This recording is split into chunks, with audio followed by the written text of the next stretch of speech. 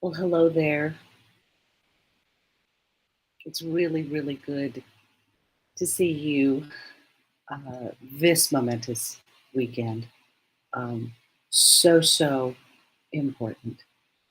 Um, as of course the world knows, we are honoring and remembering the great sovereign, Her Majesty Queen Elizabeth, who passed away this last week.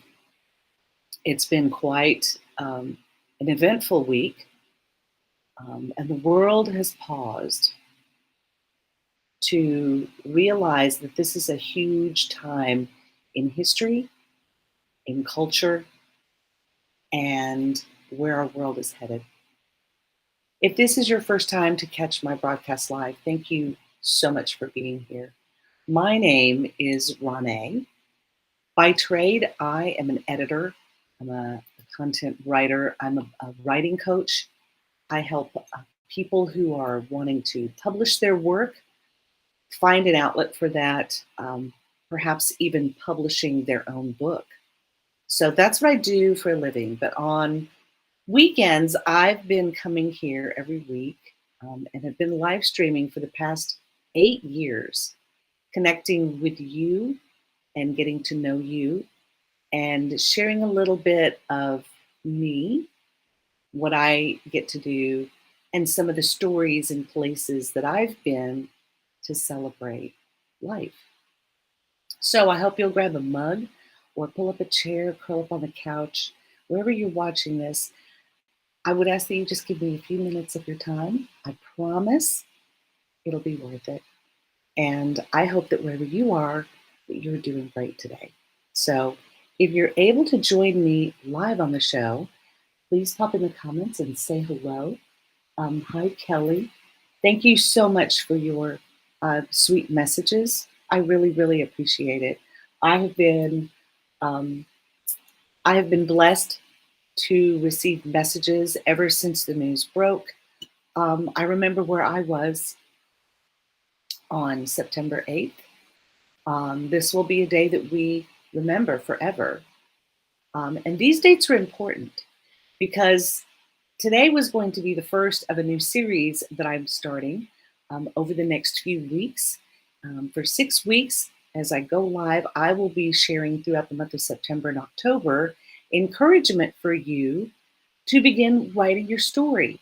I think a lot of people complicate it and throw obstacles in the way of you sharing what's inside of you, whether it's for your family, whether it's for a friend, maybe it's for people that you work with, maybe it's for a team, for a company that you're working for. Maybe you run your own business and you like working with clients and helping them have a conversation with those in their circles. So who is it that you are reaching? Who are the people that you touch, that you're in community with every day? You have an impact on their life. You have as great as impact on their life as Queen Elizabeth did to the people that she served. Imagine she became queen with, here are some interesting facts that I think you might be interested in. She became queen in 1952, um, and she was the mother of a 3-year-old and a 1-year-old. So she was, for all definitions, a working mother, because then her job, her duty to the country of England became first and foremost. And she had to balance that with her job. Now, of course, we've known over the years, we've been privy to a lot of the personal scandals that have happened in her family. Imagine having that attention on a global scale, and yet wanting to have privacy to deal with these things. And yet, for whatever reason, there's always money that's offered to find out all the dirt, all the scoop. Imagine if someone paid money to find out all the dirt and scoop on you in your personal life. Imagine how you would handle that. Oh, look, and it's Milo. Milo making his appearance on my show, as he always does. Yes, I hear you, buddy, because he doesn't want to miss things. So I do. I really miss England. I have been lucky enough to go there 3 times. Michael and I are already talking about making another trip there. And why it's so important. Why would a Hawaiian girl be so fascinated with English history? Well, when I studied English and I studied literature, I was always fascinated with the British monarchy because, of course, Hawaii had its own monarchy. Did you know that the Iolani Palace in Hawaii is the only palace on US soil? Oh, yes, the US has a palace and it's in Hawaii. So I became fascinated with the monarchy, and I also was fascinated because Queen Elizabeth has been around as long as I've been alive. To so many people in England, she's all they've known. She's been the constant figurehead and living presence for the British people. Um, as you've probably been, if you've been watching any of the coverage or following along in any of the news, everybody refers to her as like everybody's grandmother. She was the continued focused presence of someone that ties us back through history. She's a living thread of that. And so for us to lose that and to realize that a new era has started, a new shift in the culture of England and how that is changing. So we're in a time of actual history. And if you've ever thought about writing down your feelings, your thoughts, what you were doing, where you were when you found out about the Queen's death, those kinds of things can be recorded and made into a story. So, have you ever thought about that? Have you ever thought about using a current event or the current time period? Stories will be written with this as a marker in history. Things going on, because there's a lot of activity going on in England right now. So, think about that as a setting. Think about where you were. I know where I was. I was actually at the Y working out with my personal trainer. I've been working out with a personal trainer to regain my strength. I'm 2 years out now from cancer treatment. And so I'm really working hard to build up my body's, resilience after going through that and being as healthy as I possibly can. I have a major mile marker birthday coming up in October. And so I'm aware of these things. I'm trying to make plans ahead of time to prepare for the years ahead. So I was working out with my trainer, and when I left, I had been receiving messages from so many of my dear friends who know how involved I am and interested in English history, the monarchy, and I've been sort of studying that most of my life. And I got the news from several messages of people letting me know that the Queen was um, in harm's way. We have a very, very dear friend who lives in London, Charlie Davis. I love you so much. We have been communicating so much in the last 3 days. And Charlie called me, and we were on video call through WhatsApp, and he called me.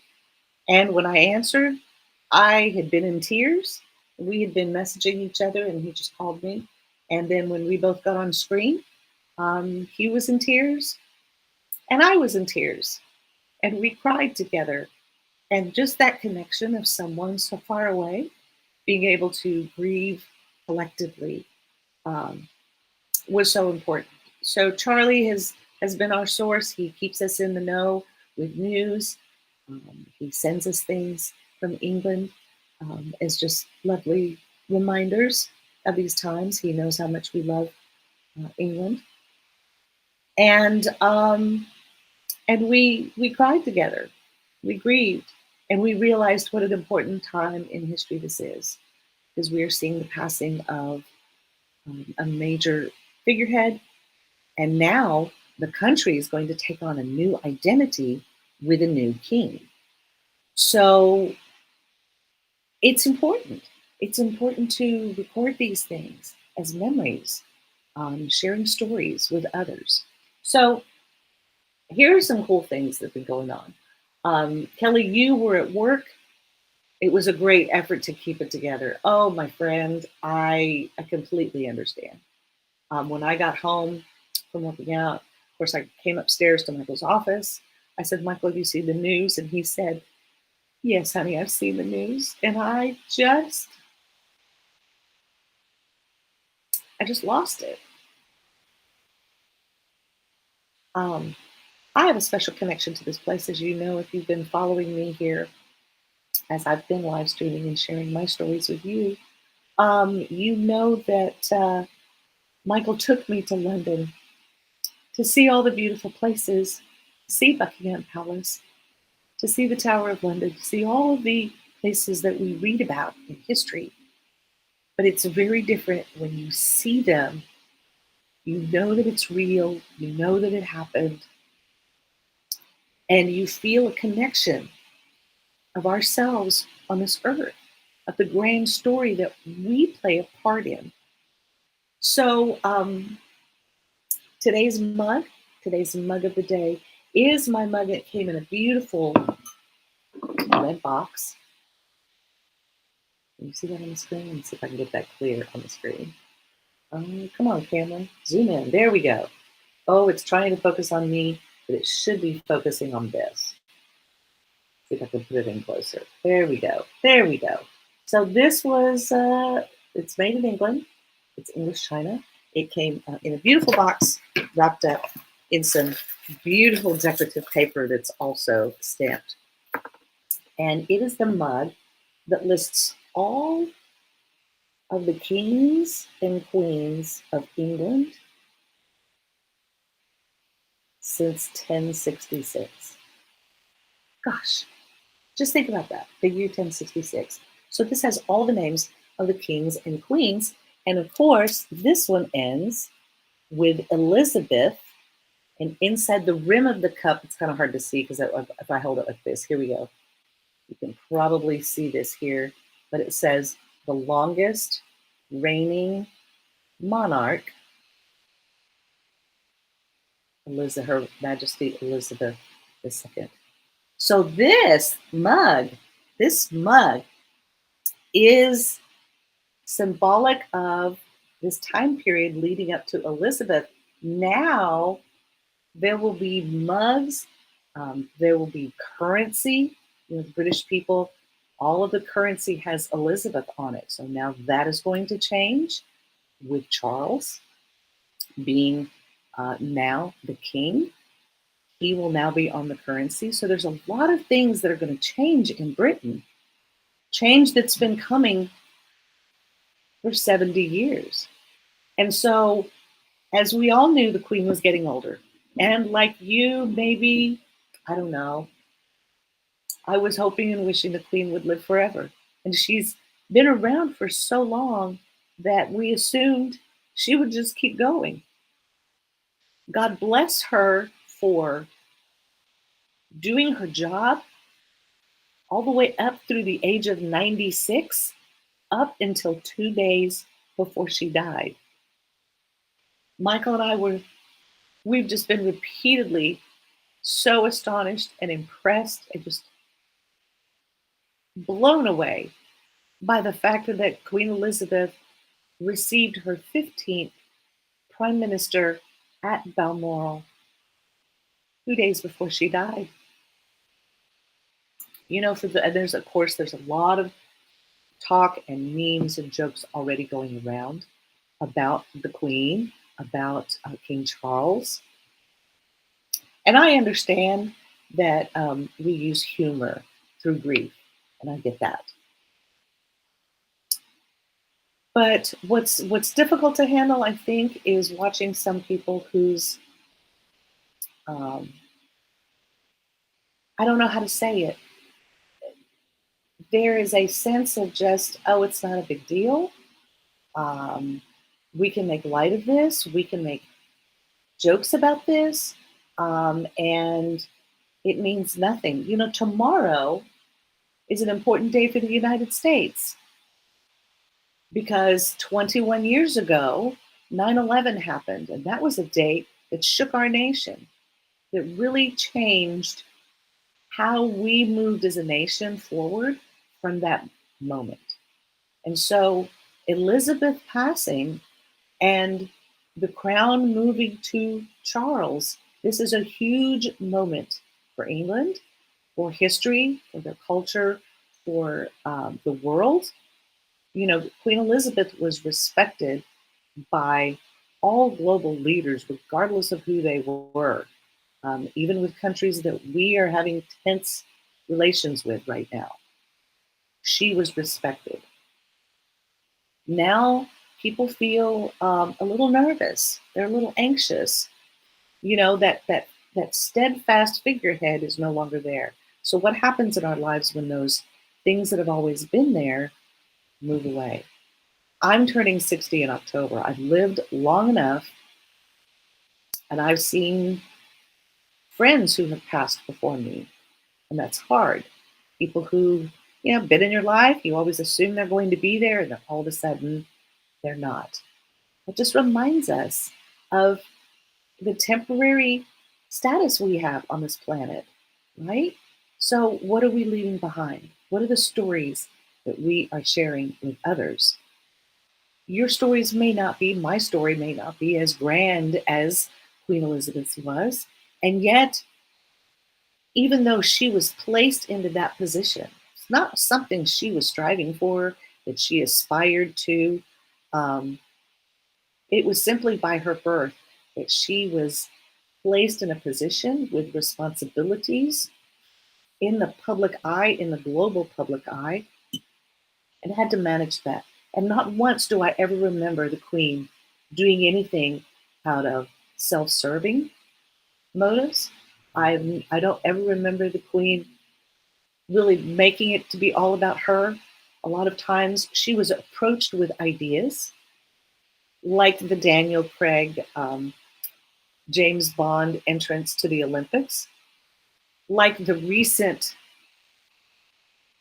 celebration of her Jubilee, and the thing she created with Paddington Bear, which will now always be such a treasure to me, and I'm sure to a lot of people. Charlie sent me a photo this morning of people putting flowers out by Buckingham Palace. And in some of the flowers, there are marmalade sandwiches. And one of them was marked for later. That's the kind of impact that this woman had on her people. Oh, that we would have leadership in our country that could have impact like that on our people and unite us instead of divide us. So I don't know where that came from, but yeah, he sent me that this morning, and I just said, "Oh, Charlie, I'm still crying," you know. So I will share that photo with you. But I thought that was precious. So when we talk about stories, here's something that we're seeing play out right now. You talk about a scripted story. Um, Operation London Bridge. If you don't know about that, you're seeing it right now. All of the things that are happening in England right now are following a plan that Queen Elizabeth that they put into place back in the 60s, and it has been updated 3 times a year ever since, even up to this year. All of the things that needed to be in place. Listen, I only pray that when I pass, that my funeral and my arrangements are done so well that my family does not have to lift a finger or do anything except follow the plan. Because when you're in grief, you need a plan to follow, to walk through, because you can't even get a handle on your emotions. I was thankful that Sam and I were able to sit down and talk about what was going to happen, knowing that he was ill, knowing that that day would come, putting things in place that now here 9 years later, 9 years later, next year will be an entire decade that he has been gone, and yet me and my children have been able to live, have been able to move on with our lives with some sense of, stability in place. And so, because the Queen was like this, Operation London Bridge went into place immediately upon her death. Um, when everything happened on the 8th, and of course, we will never know truly because those things are private and private to the family. But when Charlie and I were speaking on, what was it, Wednesday, and things were happening, and the family was being called in, I really appreciate the fact that they gathered all the family together first before anything was said to anyone. There are protocols in place that when things happen, the private secretary then alerts the prime minister. Who there's an order of business,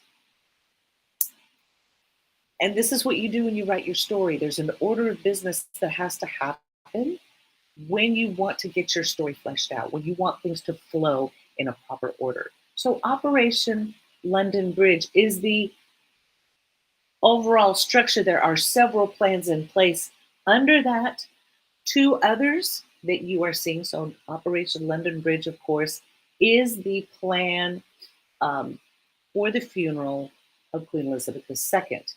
The plan included announcing her death, announcing the official period of mourning. The details of her state funeral will be coming out. But the plan also included what is called Operation Unicorn. Operation Unicorn was the plan in place so that should the Queen not be in London and actually be in Scotland, what would happen, right? There were other plans in place, such as if she did pass in London, what would happen? We are also seeing Operation Spring Tide. Operation Spring Tide is what kicked into place regarding the accession to the throne by Charles. So we are watching all of these plans play out simultaneously and also organizing all of, I mean, look at how calm the people of England are, that the people are able to grieve, that there are plans in place for services and things. It was all planned out ahead of time. It's been in place for a very long time, helping this story play out so that all of the characters involved fulfill their job in their place in the story. And then this transitions England from being under the reign of Queen Elizabeth to now the reign of King Charles. So we're watching these plans in place. Several plans have been put in place, like I said, to implement Operation London Bridge. So we're watching Operation Unicorn be in place. Because the Queen passed at Balmoral, there was a protocol for moving her body from the house to the chapel at Holyrood. which then she will then travel. She will eventually make her place back to England, back to Parliament, sit at Westminster Hall, and then her state funeral, which of course will be held in Westminster Abbey. So there's a plan that have to detail all of these things.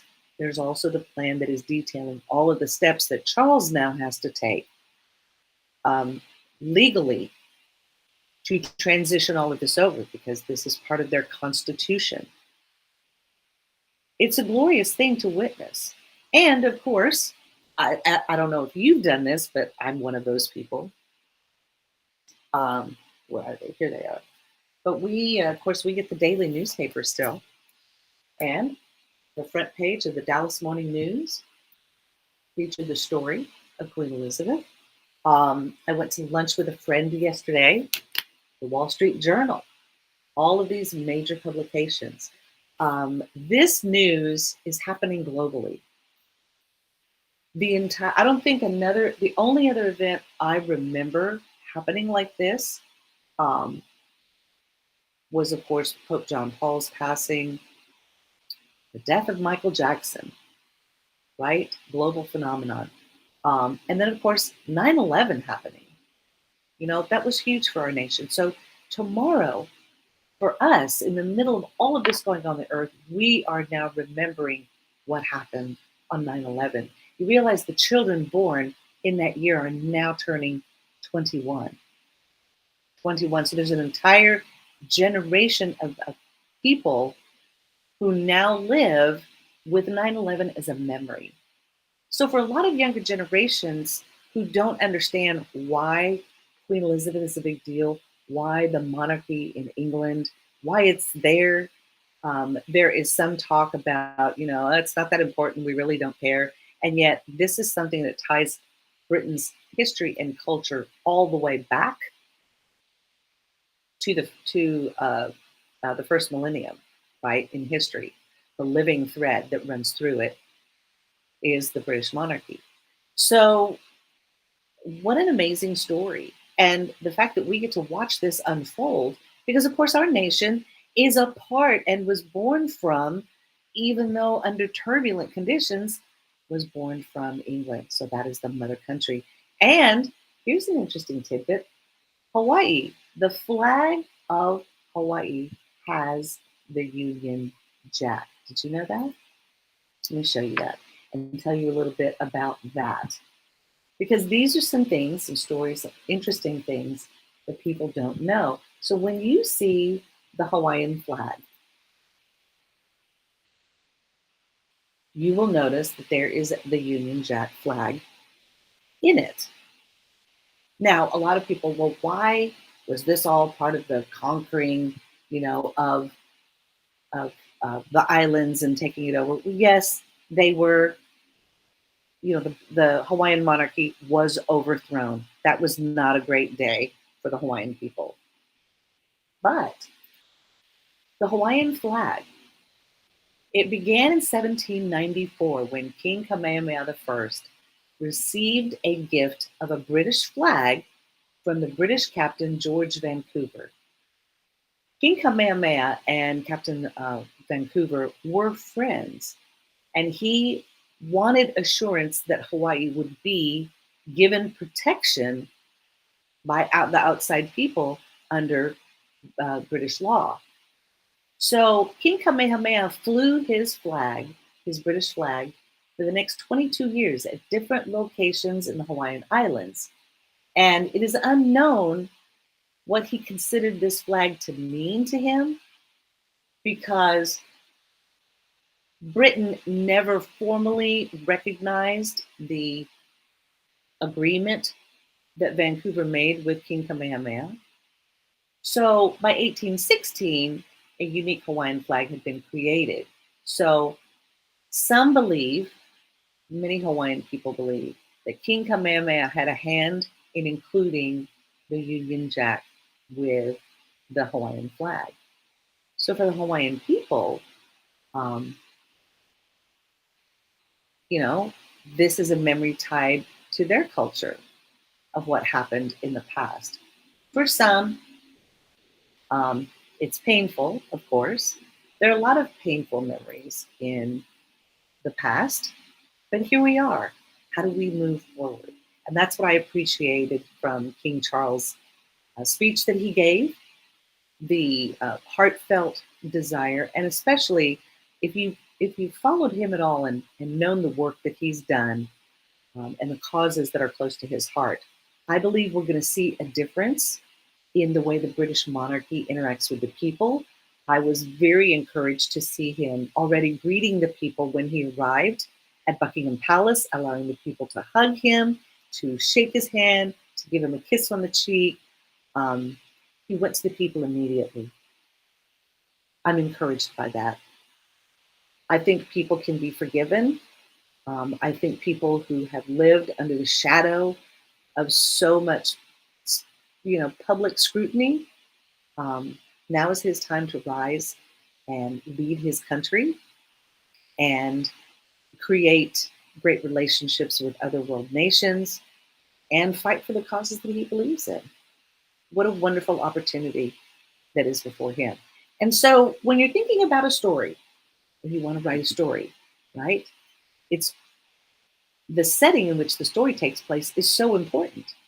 So think of this time as a setting.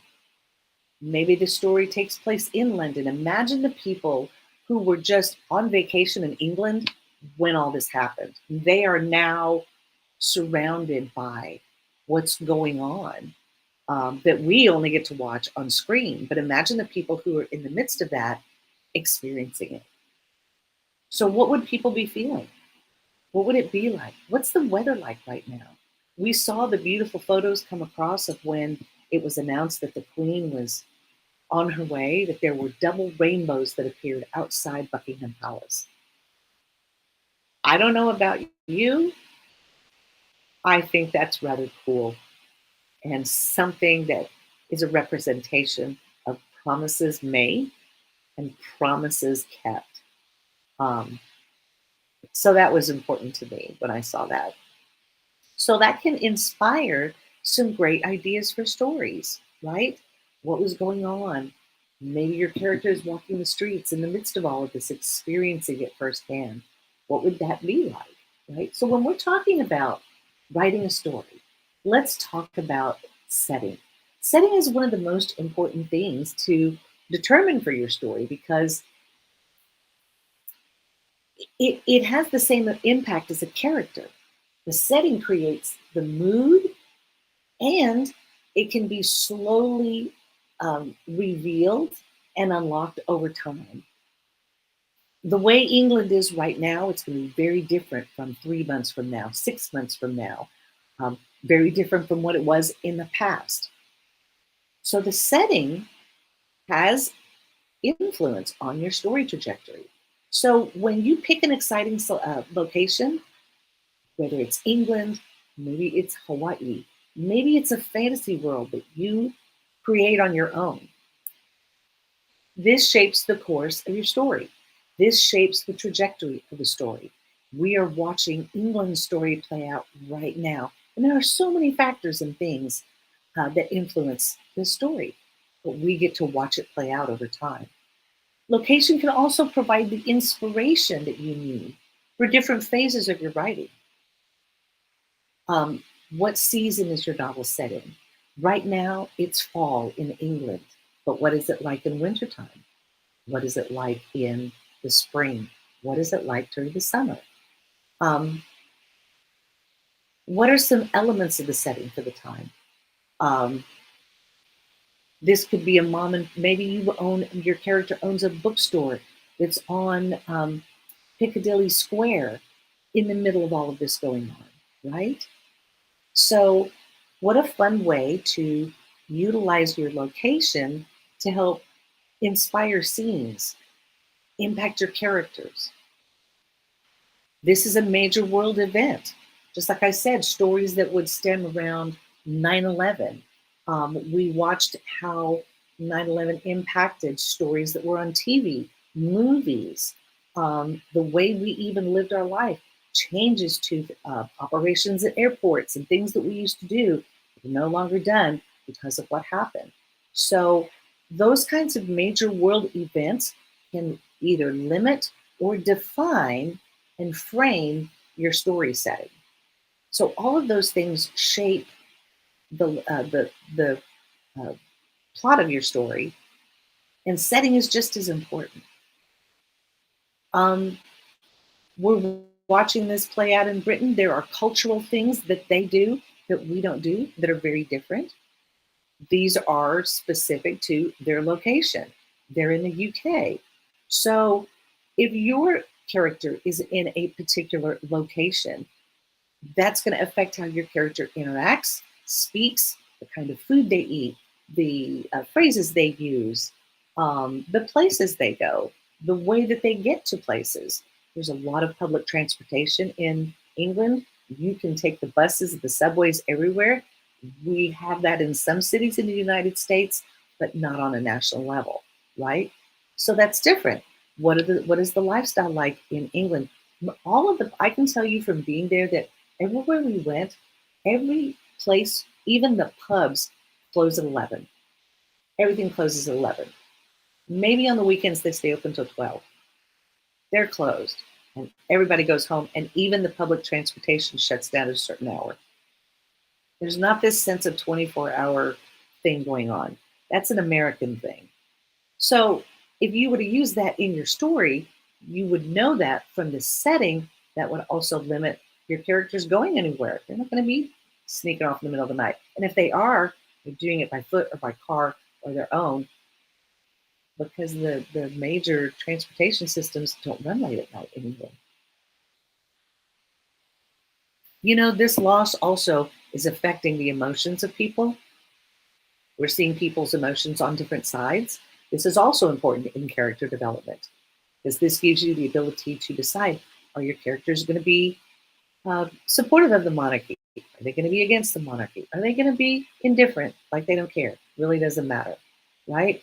All of these things are going to be present in your characters if you want a full rounded story. So location, location, location. It's important for developing your story. And because we are getting to watch this story play out, the location of Great Britain, of Scotland, and of all of the Commonwealth countries that it affects, did you know? I mean, the monarch is head of state over different nations. They are part of a commonwealth, so they are all equal, but they acknowledge the queen or now the king as their sovereign. So Canada is one of them. Belize is one of them. I was doing some research and I was fascinated to find out about all the countries in the Commonwealth. This gives us an opportunity to study and learn about another country's culture and history, right? How do we be inclusive of others and learn? I was very encouraged to hear King Charles speak very inclusively about people of other faiths, regardless of where you live, in the Commonwealth. Um, he he will strive to do his duty and serve with love and with kindness. I'm encouraged. I'm really excited to see what the monarchy is going to look like under his reign. We've all been waiting for the change. We knew the change was coming, and now the change is here, right? So we get to be a part of that and see how that plays out. Speaking of change, I said in my announcement that I was going to have some big news coming up, and I do have some big news because it is about change with regards to my show and how I'm going to be sharing content. So, you all know that I went to the podcast conference, got a lot of information, came home. In fact, I still have it here, my little gift bag with just, I mean, books and just things. And oh my Lord, all the information. I'm still trying to download and process it all. But one thing I did find out was some current stats on social media, right? We're all trying to figure out what these algorithms are doing, and sharing our content, sharing our stories on social media is one way that we do that. But when is a good time to do that? Well, here's what I found out. I even printed it out for myself. I have it handy. But this is from Sprout Social, and this is a guide to This is Facebook. This is Instagram.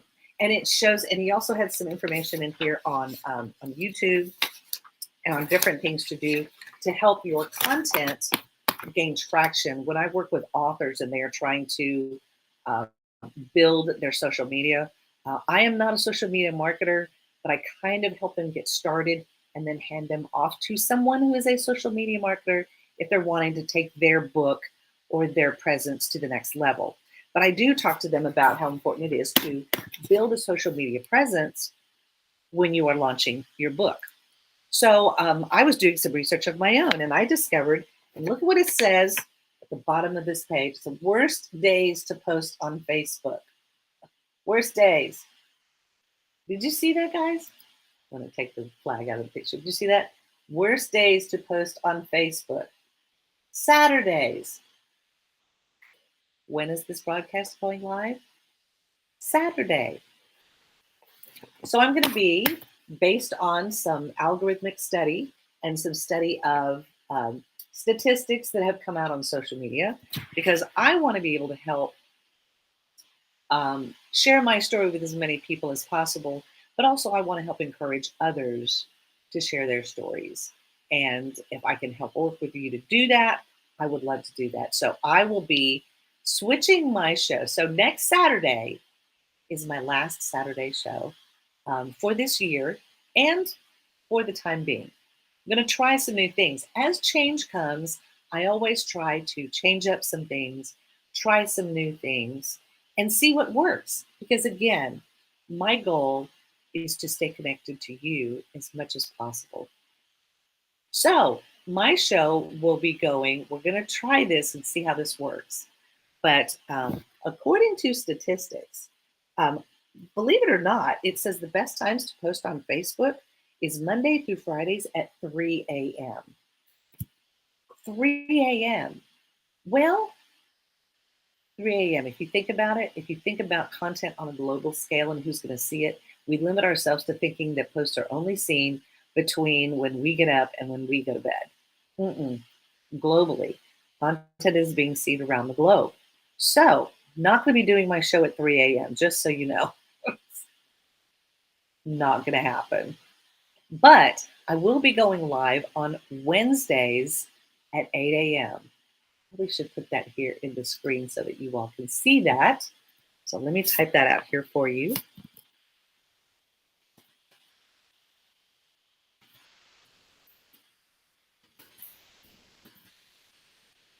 And it is going to be 8 a.m. Central Time.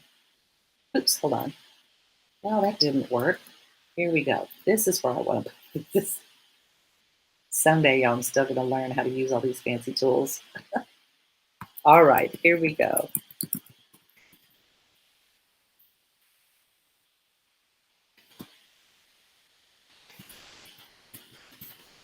Okay, here we go.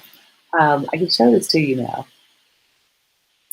All right, typed it in. So Wednesday, starting in October.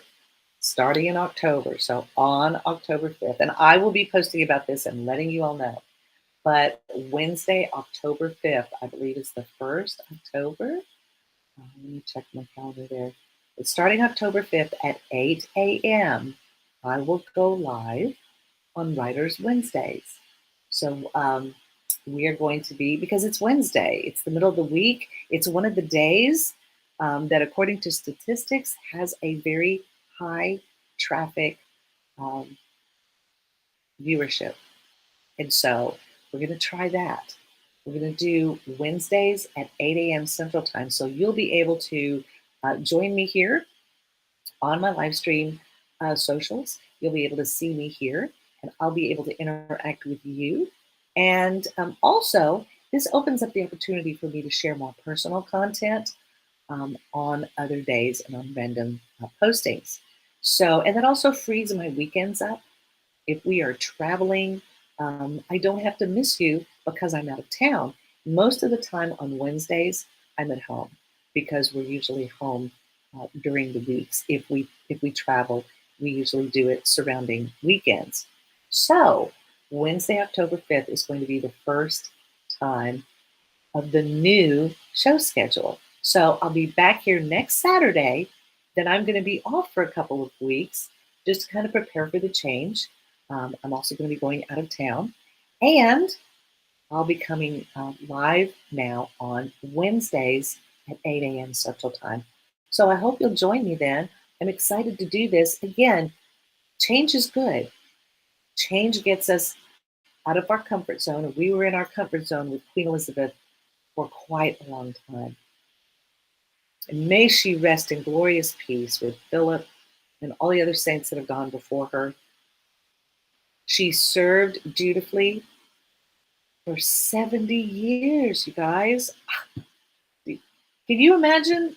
Can you imagine working up until you're 96, working and receiving people and dealing with legal things and just continually, even as she was aging, even as she was. And I love those last pictures of her with Liz Truss, because guys, when I look at those and I realize she was 48 hours from leaving us, and look at the grace, look at the strength that she displays up until her passing. I can only hope that I aspire to do something like that. I don't know that I'm going to be live streaming y'all 2 days before I pass, but you know what? That's a long way off, and who knows what's possible, right?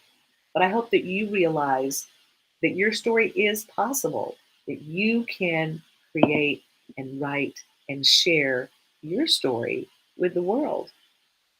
Why not?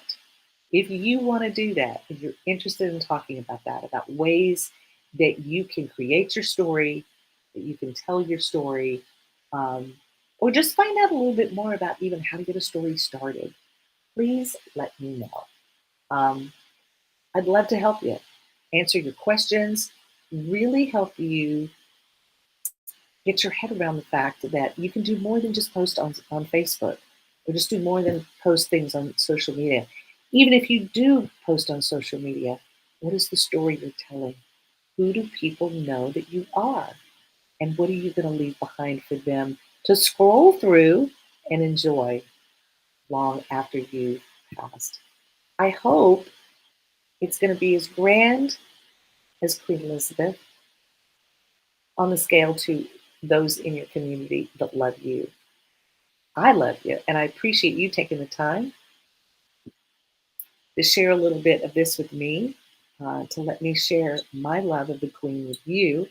And I have some books that I would love to recommend. If you would love to read more about the Queen, I have read, I just recently finished a book that has become, of course, now one of my favorites. Um, and her name has been mentioned several times in the podcast. Pop that here in the screen. The book is called The Other Side of the Coin, and it was written by Angela Kelly, who was the personal assistant, dresser, wardrobe. This is the woman who is the designer that made the Queen look the way she always did. Um, I hope whoever dresses King Charles, um, I hope we don't see him in wildly colorful suits, but then again, how fun would that be? Um, but fashion always played an important part in Queen Elizabeth's life. And so to hear the stories behind some of the moments you remember. So the whole Daniel Craig um, incident with her, jumping out of a helicopter and landing in the stadium there for the Olympics in 2012, the whole way that that was planned, the dresses that Angela had to make, how they kept it secret from everybody, even people on the staff who didn't know. It will make you go back and look at those video clips differently once you hear the story behind some of the iconic moments that you remember from the Queen. This is the behind the scenes. And so Angela Kelly put this book out. She has another one out also, but of her time in service. And so you get kind of a behind the scenes look into the private side without getting too personal. She states at the onset, I'm not going to be sharing any private conversations we had. She'll share a few things, um, but they're all endearing. And again, like I said, will make you Google and look up the pictures or the video clips. It'll make you realize just how amazing the Queen was and her attention to detail, down to everything that she wore, was in service of others that she would be with. She considered who they were, how they would be receiving her. And so even her clothing reflected that care for who she was going to be seeing. It's just fascinating. So check this book out. It's called The Other Side of the Coin. And the audiobook is read by Angela. So you get to hear her voice, and it's really great. Some other books I have right here. I just pulled some off of the shelves. We did this book in my book club, which you can join also at this link at the bottom of the screen here. But we read the Windsor Knot. This is a fun little series called Her Majesty the Queen Investigates, and it places the Queen as a character, and the premise is that she has been solving crimes the entire time she's been on the throne. So the first book was the Windsor Knot. We read that one. And then the next one in place is All the Queen's Men. That's the second. I don't have the third one. I need to go get that one, but there's this is a set of mysteries surrounding the Queen. Really, really fun stories. And the way this woman writes the Queen into solving the mysteries is quite possible. You know, she does it in such a way where you truly can envision the Queen doing some of these things. Another great book, of course, written by the great Andrew Morton. It's called Elizabeth and Margaret, The Intimate World of the Windsor Sisters. This has been very researched, as Andrew Morton will always do, and he gives an account of the very complex relationship between Margaret and Elizabeth. What was it like to be the Queen's sister? And especially when all of this happened and she became the Queen. You know, these were two sisters, and how that affected their relationship. We've seen a lot about it in The Crown. We've seen it in various movies. It's different to get actual stories of the real thing. So again, Elizabeth and Margaret, The Intimate World of the Windsor Sisters. Another book we have in the house, and this came from the Queen's Jubilee of 50 years on the throne, but this is called Jubilee. It's a beautiful picture book. Of course, the Platinum Jubilee has books like this as well, but this is on her 50th, and it's just got all kinds of great pictures and great things of her. I mean, she's just lived such a fabulous life. So again, check out some books and read. Find out a little more about the story of the English people and find out what it means to us. Are there controversial issues surrounding the nation of England and ours? Yes. Are there still ongoing problems between mindsets who cannot come to the table and agree? Yes. But the more we read, the more that we understand, I think we'll find a better starting point, especially now that Charles is taking the helm, to see Britain move forward and history move forward in a new light. So, lots of change. Change makes a story good. And I appreciate you spending some time with me to listen about my tribute to the Queen, just how much she meant to me, and the fascinating things behind the British monarchy. Well, guys, thanks so much. I appreciate those who've been watching live and just sharing this with me. I appreciate you being here with me to share this, momentous occasion. I hope that you have a fabulous weekend. If you're following the coverage and you're watching, you know that the Queen's funeral will probably take place in about 10 days. England will be under an official national period of mourning. I, in solidarity with my British friends and those that I love over there, I'm wearing my shirt And Michael and I talked about that we want to go back to England very soon. And now we have a different purpose and a different reason because now Queen Elizabeth will be buried next to her husband, Prince Philip, at St. George's Chapel in Windsor. That's definitely going to be now on my bucket list to go see in the next few years. So that's something to plan forward for, and I can't wait to see that, to pay my tribute to Her Majesty in person. May our Queen rest in peace.